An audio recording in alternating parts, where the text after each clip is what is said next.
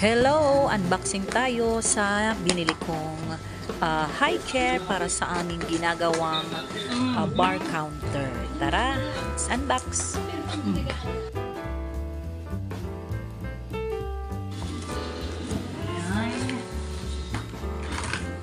Parcel, it's unboxed. Ayan, this is it.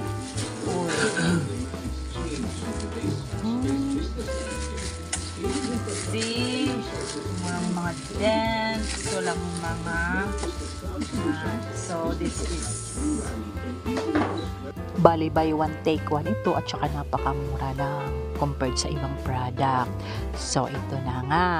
So pagkatapos kong i-place order ang product, minessage ko ang seller, sabi ko pakipak ng maayos dahil kapag merong sira talagang ibabalik ko. So far wala naman siyang sira.